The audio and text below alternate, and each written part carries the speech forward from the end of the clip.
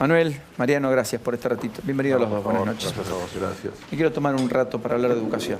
Vamos a tratar de cumplimentar el objetivo con ustedes. Muy bien. Si hay fracaso, soy el culpable.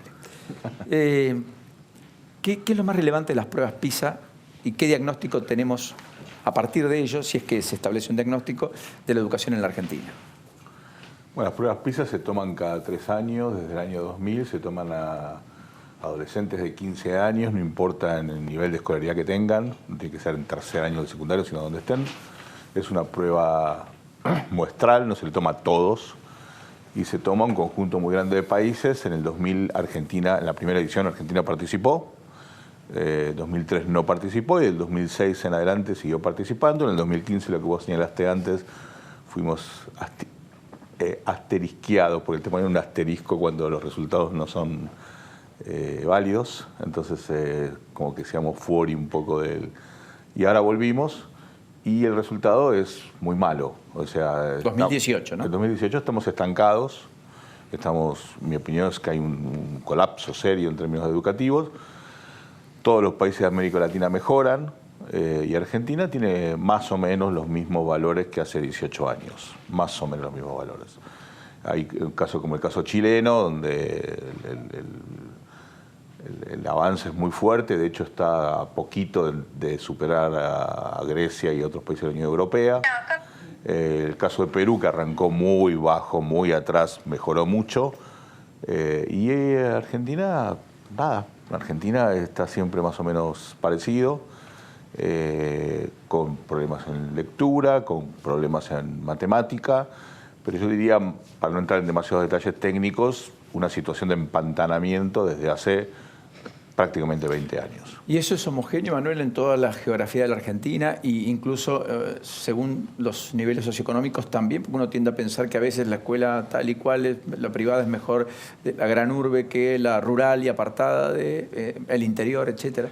¿Hay algo o es poco eso? Lo que está midiendo PISA es específicamente la Argentina, con algunas excepciones, que desde 2009 la ciudad de Buenos Aires ingresó al sistema y hay que hacer una lupa, un foco sobre Ciudad de Buenos Aires, enseguida lo hablamos.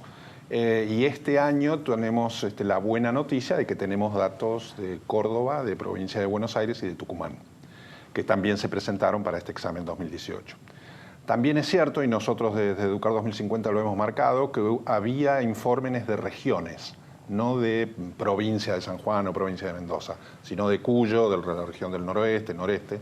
Nosotros hicimos algún trabajo al respecto para mostrar también uno de los puntos que surgen de los exámenes PISA y de otros exámenes, ¿no?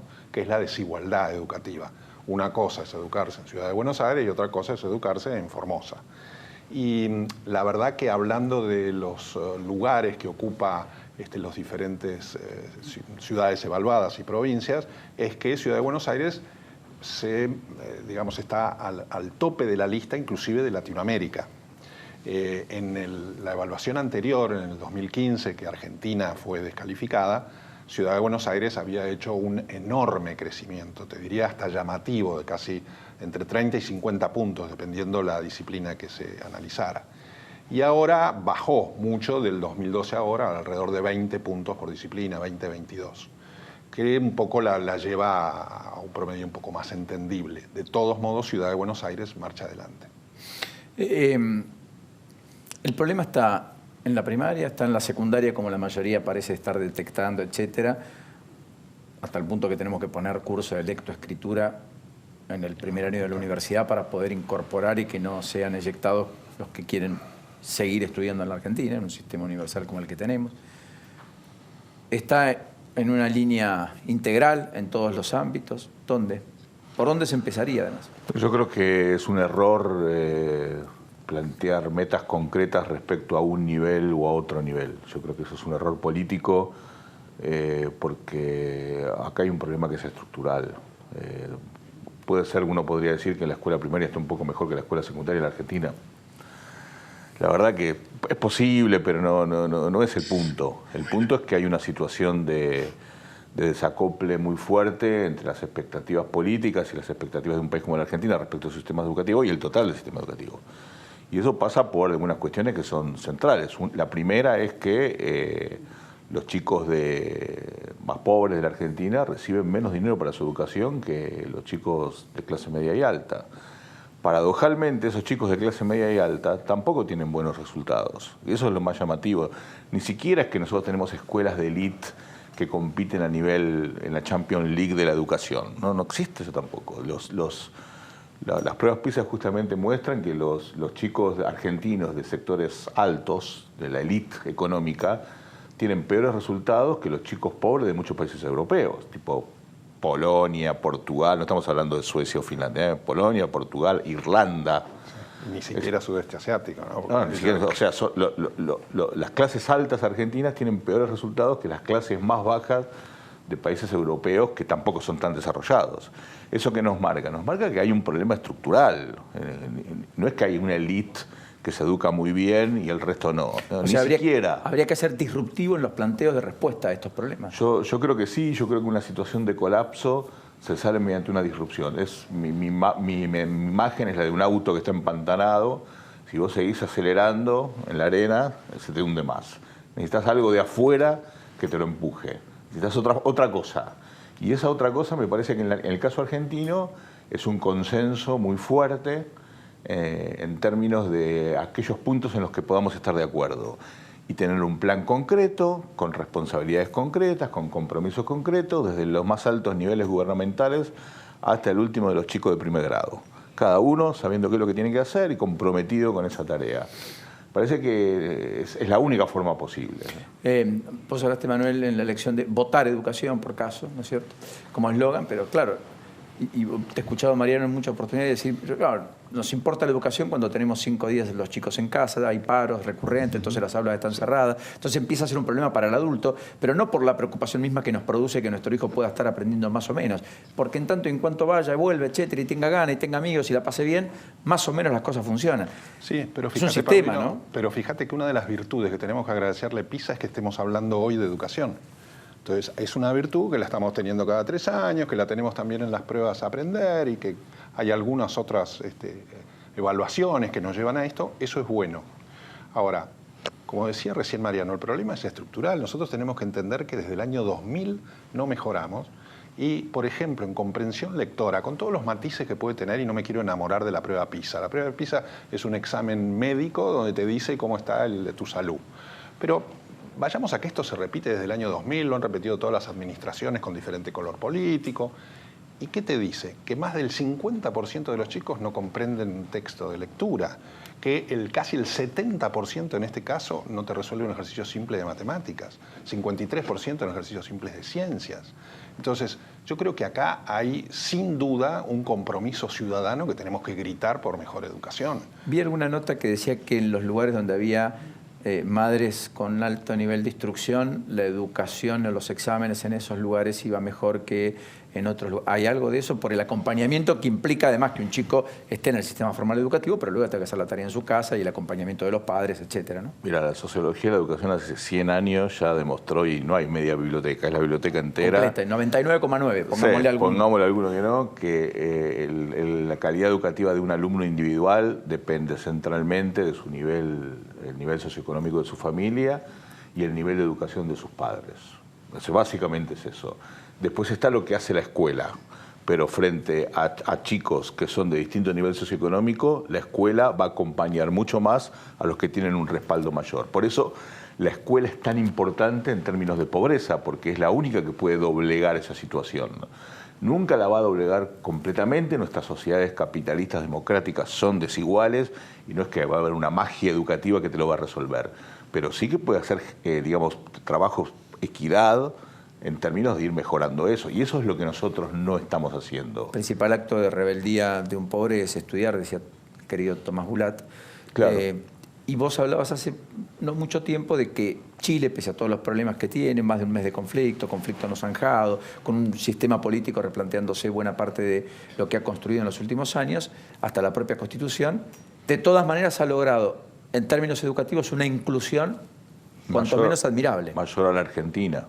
Y de hecho es muy loco lo que está pasando en Chile, porque aparecen estos resultados de las pruebas PISA en medio de esta convulsión en donde mucha gente en Chile le echa la culpa al sistema educativo.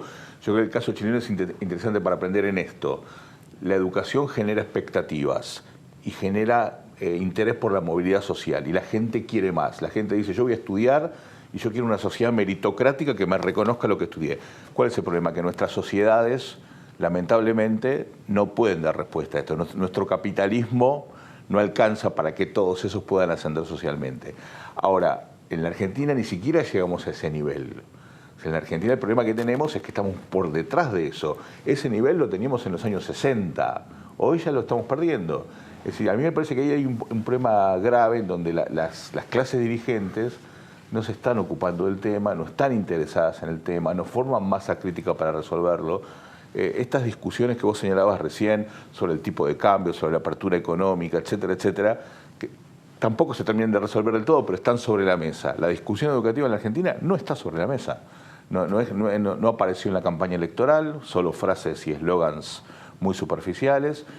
Y después lo que tenés son algunos intentos de algunas provincias, que algunas realmente avanzan en forma muy interesante, pero siempre aisladamente. Pero yo ahí tendría un punto interesante a marcar ante el nuevo cambio de gobierno. El presidente electo ha manifestado que la educación va a ser prioridad. Y eso como sociedad lo tenemos que monitorear. Eso lo dijo en la reunión en que fue a la CGT. Inclusive señaló ahí que ese iba a ser un lugar donde iban a hacer educación y que la educación era la riqueza de las naciones. Entonces, como ciudadanos, como medios de comunicación, estemos cerca, porque si hay esa decisión, es un cambio copernicano que tenemos que reclamar, porque todo lo que venimos hablando, ya de vuelta, se extiende desde hace 20 años. Hoy, a propósito del encuentro con Moyano, algunos dejaron traducir que Alberto Fernández le confirmó a Moyano en persona que estaba dispuesto y veía con buenos ojos flexibilizar muchos convenios colectivos de trabajo y que la Argentina tenía que ir a una ley más moderna sin afectar derechos de los trabajadores. ¿En la educación hace falta un replanteo de eso o no? Además, sí. vos estuviste en los zapatos del ministro, el que tiene que tomar las decisiones y que del otro lado batalla con el gremio que le viene a pedir seguramente las cosas que le son legítimas, justas, etcétera, que creen que les corresponde. Lo que pasa es que, a ver, nosotros tenemos un sistema de organización escolar en la Argentina, en todas las provincias, que es de 1958. Las escuelas se organizan de acuerdo a una norma, que fue el Estatuto del Docente del 58, y todos los reglamentos escolares son consecuencia de eso. Eso que hace 61 años era muy razonable, porque tenía que ver con la experiencia del peronismo y con un montón de cuestiones, hoy se quedó en el tiempo claramente. Entonces hace falta un replanteo. Ahora, ese replanteo no se puede hacer por decreto, hay que hacerlo consensuando. Mira, el artículo 69 de la Ley de Educación Nacional resuelve el problema del Estatuto del Docente. Dice que la carrera del docente no tiene que ser solo por antigüedad, sino que tiene que ser por criterios de formación, divide la carrera del director de la carrera del docente, bueno, cuestiones muy técnicas, pero resuelve el problema del Estatuto del Docente. Eso se sancionó en el año 2006, hace 13 años. Eso fue parte de la Ley Federal Educativa. De la Ley de Educación Nacional del kirchnerismo. Es una ley del kirchnerismo. La que salió casi por consenso. Diciembre de 2006, con muchísimo consenso. Firmo como ministro de Educación. Y como uno de los grandes... Y CETERA, el sindicato docente más importante de la Argentina, acompañando eso. Eso está en la ley. Y no hubo ningún gobierno, ni nacional, ni provincial, que haya avanzado en su aplicación. Pero también está en la ley que hay un artículo específicamente que dice que los mejores recursos tienen que estar en las escuelas más débiles, en las escuelas socialmente más vulnerables. Que los mejores recursos, los mejores docentes, los mejores directores, los mejores maestros. Entonces, cumplamos la ley, porque también allí hay un plan que, como decía Mariano, tenemos que consensuar y hemos trabajado mucho en ese sentido, pero llegó el momento. Bueno, ahí Mendoza tiene el famoso ítem aula, ¿no? Que fue bastante disruptivo, generó alguna polémica, pero a la postre trajo algunos beneficios, según cuentan, en el entorno del gobernador Cornejo saliente, no sé si es cierto o no. E históricamente la Argentina pagó un plus por la ruralidad, digamos. Mi madre era docente y efectivamente por ruralidad y hacer 30 kilómetros todos los días, dar clases en Pardo, etcétera, tenía un beneficio adicional. Claro, hacía dedo en la ruta en otros tiempos, tomó un colectivo y así iba y capacitaba a chicos de primer grado a séptimo grado, todos juntos en una misma sala. Tarea titánica, gigantesca, enorme. Todavía eso lo tenemos, Paulino, e inclusive en algunos casos de plurigrado tienen mejores resultados que las escuelas urbanas. O sea que esas son realidades que vemos en la Argentina. Convive la robótica y la tablet y el mundo tecnológico, etcétera, también con algunos de estos aspectos que marcamos. Sí, creo que tu imagen no se ajusta del todo a la realidad, en el sentido de que la robótica en las escuelas es un proyecto muy reciente, en mi opinión bastante traído de los pelos. Finocchiaro acá dijo, no hay colegios que no esté ya con experiencia. Bueno, no estoy diciendo que no, lo que estoy diciendo es que nosotros tenemos otras prioridades, no tenemos internet en las escuelas, por ejemplo, si habría algo para hacer es conectar efectivamente las escuelas. El plan Conectar Igualdad, que era un muy buen plan, se desactivó en gran medida, sin haber evaluado si eso era correcto o no. A lo que voy es que todas las medidas que se toman en la Argentina, no sé si todas, pero muchas de las medidas que se toman en la Argentina son aisladas, no tienen un plan, no tienen un eje, no están basadas en evidencia, no se consensúan. Es a alguien que se le ocurre hacer tal o cual cosa, mejor, peor, igual, está bien, razonable, no razonable, pero que eso no se engancha con otras cosas, no se articula con otras cosas. La última vez que se intentó hacer eso fue en el año 2016, creo, 2017, no recuerdo, cuando el ministro Bullrich intentó el plan maestro hasta el 2026, o sea, fue en el 16. La verdad que el plan, yo me acordaba del plan, nosotros lo criticábamos porque era un plan bastante flojo, pero tuvo lo positivo de que un ministro con coraje, con honestidad intelectual, claro, y las puso a discusión incluso para que podamos criticarlo, lo que corresponde. Y eran muchas. Eran muchas igual, pero estaba bien, buena idea. Cambia el ministro, vos pensás que incluso dentro del mismo gobierno... Y eso se echó por tierra. Ni se echó por tierra, se diluyó. Todos los sólidos se desvanecen en el aire. A eso voy, es cuando te digo que la Argentina no es seria respecto de eso. Quiero abrir el diálogo a Nacho y a Lourdes, porque está apasionante, pero siempre se me escapan cosas y para eso están bien ellos cada noche. Nacho, Lourdes. Bueno, ustedes ya o por lo que escuché, ya ha habido como una aprobación a algunos ejes que planteó Alberto Fernández, pero me gustaría consultarles por algunos nombres que están dando vueltas. Bueno, en Ciencia y Tecnología suena Roberto Salvarezza, para el Ministerio de Educación se habló de Nicolás Trota. ¿Cree que es más importante los nombres que se mencionan o el norte que pone el presidente cuando se habla de educación, por ejemplo? Porque hablaban de lo que había cambiado entre un ministro y otro bajo el mismo gobierno. ¿Hay que poner atención al ministro o en este caso con Alberto Fernández va a ser más importante lo que decida él? A ver, la primera respuesta es que el problema educativo de Argentina es de tal envergadura que el presidente tiene que estar muy cerca del tema educativo, tiene que ejercer un liderazgo y tiene que seguir el tema con todo detalle. Si él muestra ese liderazgo, el ministro de Educación Nacional, el ministro de Ciencia, por supuesto que son figuras importantes, pero acá hay que entender que el sistema argentino es federal, son 24 jurisdicciones, es muy importante el Consejo Federal de Educación, pero me parece que el gran liderazgo lo tiene que mostrar el presidente y de ahí para abajo ponernos, tal como decía Mariano recién, en un consenso, decir, este es el plan y vamos a llevarlo adelante como política de Estado, ¿no? Mariano. Bueno, yo creo que a Nicolás Trota no lo conozco mucho, incluso un par de veces. Me parece una persona, es rector de una universidad, sí. Me parece que es un buen dato, que el rector de una universidad sea ministro de Educación, es un hombre de la educación. En principio me parece una buena señal. La secretaria de Educación es aparentemente, no quemamos a nadie, hasta el 6. Va a ser Adriana Puiggrós. Adriana Puiggrós es una persona que para nosotros es una persona muy reputada, mucho prestigio. Podemos estar más o menos de acuerdo, pero es una persona que sabe, es una persona consistente y que dedicó toda su vida a la educación. Yo creo que son buenas señales. Ahora, el punto tiene que ver con que si hay proyecto o no hay proyecto. Claro. O sea, podemos tener a los mejores en el Ministerio de Educación, si no hay proyecto, vamos a seguir bailando este minué medio patético y nos vamos a juntar de vuelta acá en el 2022 a evaluar PISA 2021 de la misma manera. Y ahí yo quiero meter un matiz respecto de lo que vos planteabas recién, en este sentido. La Argentina es un país federal. El artículo 5 de la Constitución dice que las escuelas dependen de las provincias. Esto lo terminó de convalidar la dictadura y después Menem, pero está en el artículo 5 de la Constitución de 1853. Eso no es neoliberalismo, claro. Eso es liberalismo. Sí. Modelo norteamericano, exactamente. Ahora, es un modelo que evidentemente no funciona. Entonces, yo creo que uno de los grandes problemas que tiene la Ley de Educación Nacional es que respeta a rajatabla ese federalismo.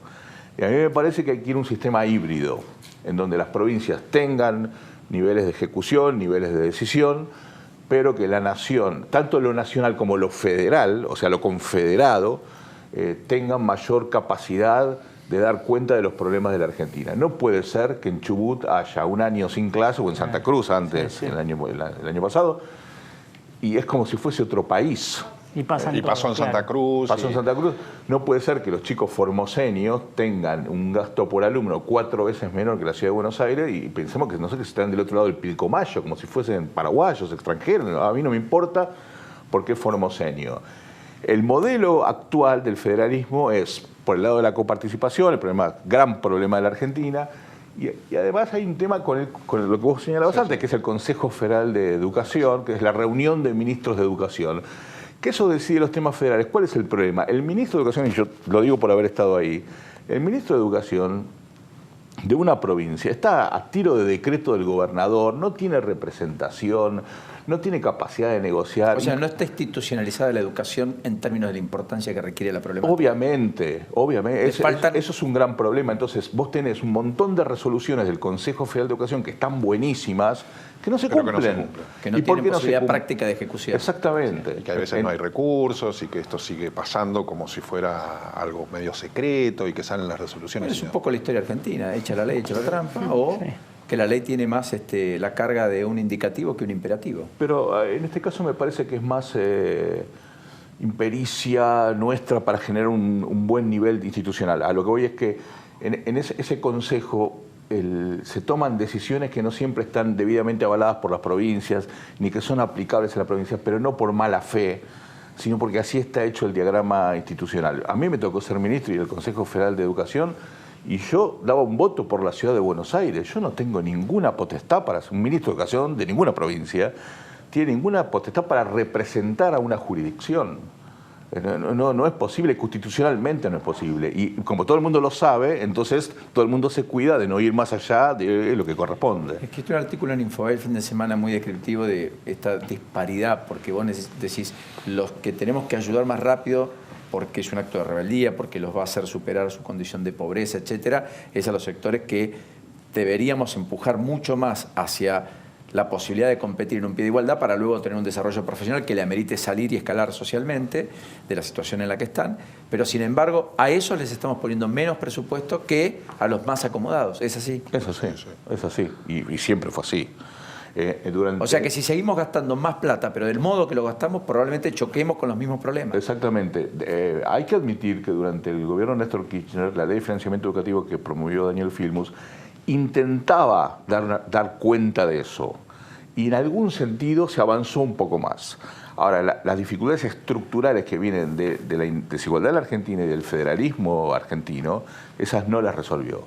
Entonces mi propuesta concreta es que tenemos que trabajar en un cambio de la estructura del financiamiento de la educación argentina. La Baña había propuesto renacionalizar. Sí. Yo no sé si eso es posible, pero algo en ese sentido nosotros estamos trabajando para hacer una propuesta seria. Mi propuesta es la del un fondo federal, estilo brasileño, el que hizo Lula en el 2007. Es un fondo nacional, provincial y federal, fondos de distintos niveles que van compensando las diferencias. Entonces con Urbano tenemos un problema, o sea que no se resuelve con el fondo del conurbano, pero ahí hay un problema educativo. Las provincias más pobres tenemos un problema. Entonces, norte, claramente.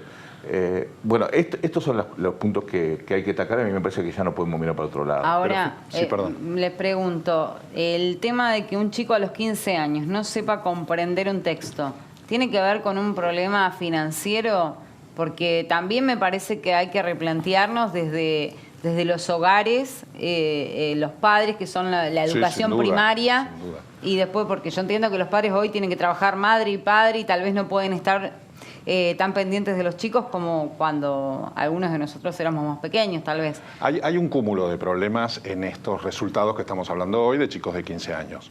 No creo que sea solo financiero. De hecho, estábamos hablando que a partir de la ley de financiamiento de Daniel Filmus, este financiamiento creció y llegó al 6% del PBI solamente en el 2015, que se cumplió esa ley. Pero hay muchas cosas más que hacen en la educación, entre ellas es el compromiso de madres y padres.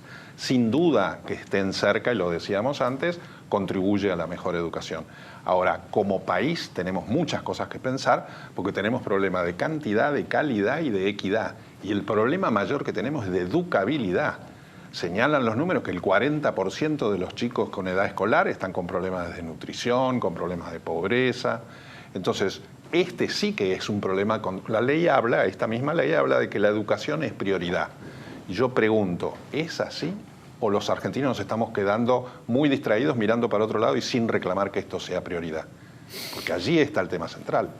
No saben lo que les agradezco este ratito valioso con los aportes a propósito de... El presidente puso inteligentemente el prisma sobre el hambre, no la pobreza. El hambre siempre es más atendible, con políticas focalizadas se puede resolver. La pobreza es un problema enormemente más complejo y mucho más estructural y probablemente no de respuesta de 1, 2, 3, 5 gobiernos. Hasta los países más desarrollados tienen pobre.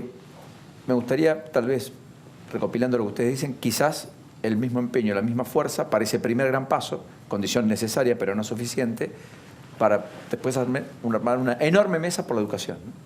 Me encanta. Quizás eso explique, al menos que nos dé, la idea de un 2040, como objetivo, como meta, de cosas que, bueno, pongámosle los elementos, porque además ese mundo del 2040 va a tener en buena medida empleos de altísima calidad, con alta instrucción o para gente con alta instrucción y con muchos que tengan el aprender a aprender incorporado, que es el desafío enorme de la educación de hoy en la generación Google. Aprender a aprender, porque el dato está a un clic. Y el cambio que se viene hace que se necesite eso. Y además, la clase dirigente de lo que vos hablas del 2040 está hoy en el aula. Está hoy en primera infancia o están los primeros y van a ser los que nos tienen que hacer este cambio. Y en algún caso ya son. Sí. Hoy por una chica de 19 años, como legisladora. Sí, sí, bueno, tal cual. Ya lo son. Ahora, hay un artículo en la Ley de Educación Nacional que plantea la convocatoria de un Consejo de la Calidad de la Educación. Claro, bueno. Hace años que ese consejo no se convoca. ¿Por qué? Porque no les importa la educación. Bueno, no encuentro otra explicación. Yo creo que algo bueno que podría hacer el próximo ministro o el presidente Alberto Fernández es convocar a ese consejo y armar una mesa de diálogo para los próximos 10 años. No saben lo que les agradezco a los dos, de verdad. Gracias. Por favor, gracias. Enorme Gracias. placer porque nos hacen la compañía esta noche.